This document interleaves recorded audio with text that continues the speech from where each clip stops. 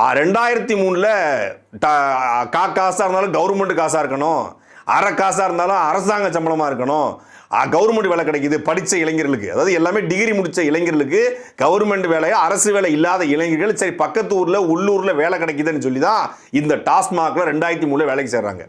வேலைக்கு சேரும்போது அவங்களுடைய அடிப்படை சம்பளம் மாதம் 700 ரூபா.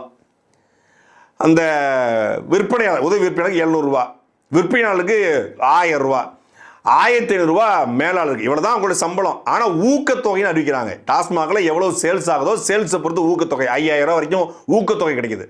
இந்த ஊக்கத்தொகையை நம்பி சம்பளத்தை தாண்டி ஊக்கத்தொகை கிடைக்கும் அப்படின்னு சொல்லி தான் ஒரு 5000 ரூபா 6000 ரூபா கிடைக்கும். உள்ளூர்லேயே 5000 ரூபா 6000 2003 நாளில் வந்து பரவாயில்ல அப்படின்னு சொல்லி சேர்றாங்க. 2003 2006 ஆயிடுச்சு, 2003 2026 ஆயிடுச்சு, 23 வருஷம் ஆயிடுச்சு. 23 வருஷத்தில் பல கட்டமாக அந்த சம்பளம் உயர்ந்து இப்போ தான் 12000 வந்து நிற்குது.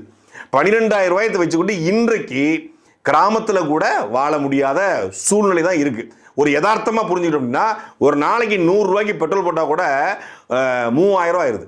100 ரூபா பெட்ரோலை போட்டுட்டு அவன் இந்த டாஸ்மாக் ஊழியர் எங்கே சுத்த முடியும்னு தெரியல. மினிமம் 100 ரூபாய்க்கு போட்டால் 3000 ரூபா. அப்புறம் அவனுக்கு வந்து அலைபேசி பயன்பாடு இருக்கும், அப்புறம் வந்து வீட்டு தேவை இருக்கும், கேஸ் இருக்கும், அப்புறம் பள்ளிக்கூட கட்டணம் இருக்கும், மருத்துவ செலவு இருக்கும். இந்த செலவுகளுக்கு கூட இந்த 10000 ரூபா பத்தாது. அதனால் அடிப்படை சம்பளம் இந்த 23000 வருஷம் வேலை பார்த்து வைத்து அடிப்படை சம்பளத்தை உயர்த்துங்க. எல்லா அரசு ஊழியர்களுக்கும் கிடைப்பது போல எங்களுக்கான ஊதிய உயர்வை உறுதிப்படுத்துங்க.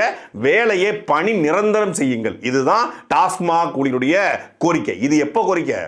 23 வருஷம் கோரிக்கை.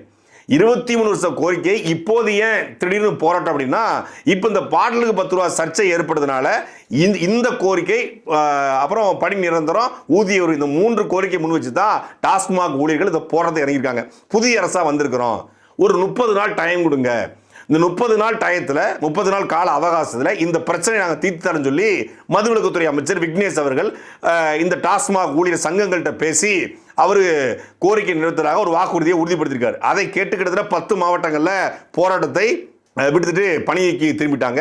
3 மாவட்டம், குறிப்பாக தருமபுரி, சேலம், இந்த மாவட்டங்களில் இந்த 30 நாள் அவகாசமே தர முடியாது. ஏற்கனவே அரசாங்கங்களுக்கு நாங்கள் தொடர்ச்சியாக அவகாசம் கொடுத்துட்டோம், இனிமேல் அவகாசமே கிடையாது, உடனடியாக எங்களை பணி நிரந்தரம் செய்யுங்க, ஊதிய உயர்வை உறுதிப்படுத்துங்க. இந்த பாட்டிலுக்கு 10 ரூபா நாங்கள் தரவும் மாட்டோம், வாங்கவும் மாட்டோம். பாட்டிலுக்கு நாங்கள் நியாயமான விலை என்ன எம்ஆர்பி போட்டிருக்கோம் அதை வாங்க தயாராக இருக்கிறோம்.